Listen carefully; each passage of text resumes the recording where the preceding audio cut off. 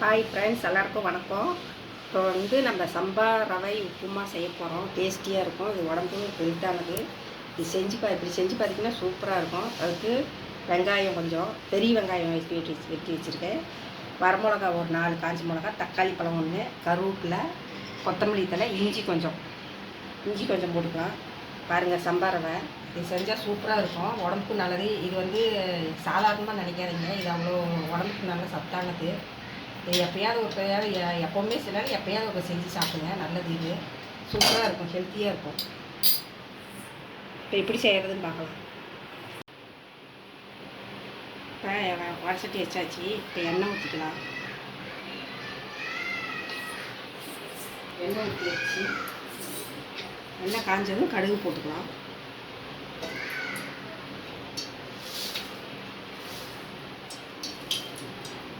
எண்ணெய் காஞ்சிடுச்சு, கடுகு போட்டுக்கலாம்.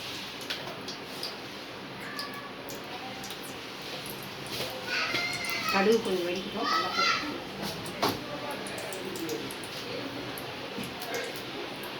செஞ்சு சாப்பிட்டீங்கன்னா சூப்பராக இருக்கும். உடம்புக்கு நல்லது. இது உப்புமா தானே நினைக்காதீங்க.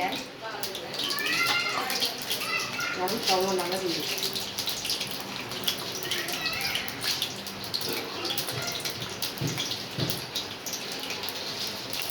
எங்களுக்கு ரொம்ப சந்தோஷமாக இருக்குது. நாங்கள் சமைக்கிறத நீங்கள் பார்க்குறீங்கும் போதே எங்களுக்கு ரொம்ப சந்தோஷமாக இருக்குது. எல்லாத்துக்கும் தேங்க்யூ. ஹாப்பியாக இருக்குது ரொம்ப. கடுகு வெடிச்சிருச்சு. கடலைப்பருப்பு போட்டுக்கலாம். செஞ்சிங்கன்னா சூப்பராக இருக்குது. இந்த மாதிரி செஞ்சு நல்லா டேஸ்ட்டாகவும் ஊற்றுறோம்.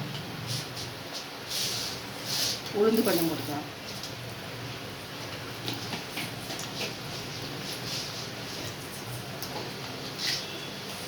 கொஞ்சம் செவக்கட்டும். பாருங்கள், செவந்துருச்சு. செவந்து வேகட்டுக்கணும். 2 நிமிஷம்.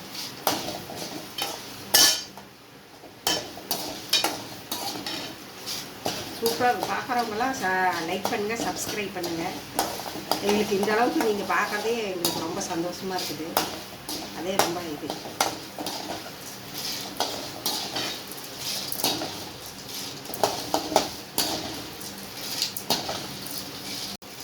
செவந்து வந்துருச்சு. கொஞ்சமாக இஞ்சி போட்டுக்கலாம்.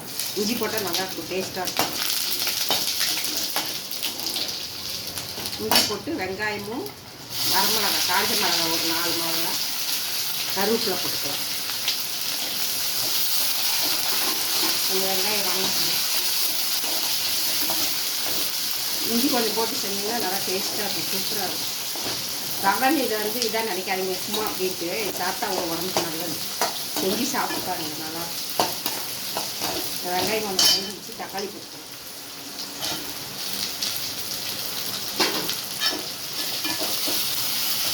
தக்காளி பறிச்சு கொஞ்சம் உப்பு போட்டுக்கலாம். உப்பு அதுக்கு எவ்வளோ தேவையோ அவ்வளோ.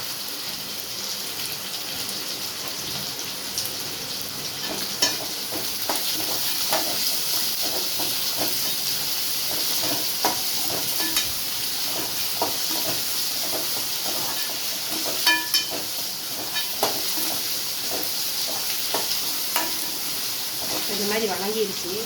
இப்போ தண்ணி ஊற்றிக்கலாம். அது தேவையான தண்ணி ஊற்றிக்கலாம்.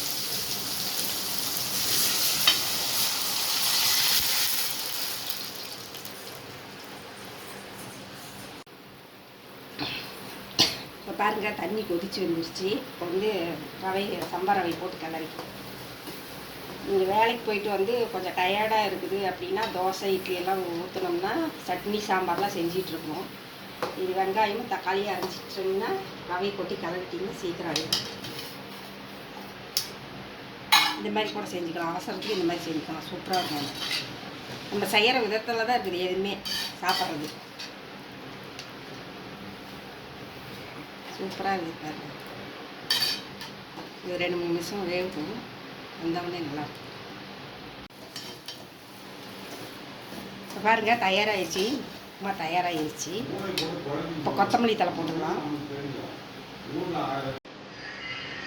இப்போ ரெடி ஆகிடுச்சு. கொத்தமல்லி தழை போட்டுக்கலாம். அவ்வளோதான், ரெடி ஆகிடுச்சு. ஆஃப் பண்ணிடலாம் அடுப்பேன். போட்டு இப்போ பாருங்கள், சூப்பரான சம்பா ரவை உப்புமா தயாராகிருச்சு. நீங்களும் எப்படி இருக்குன்னு செஞ்சு பார்த்துட்டு சொல்லுங்கள். பாய்.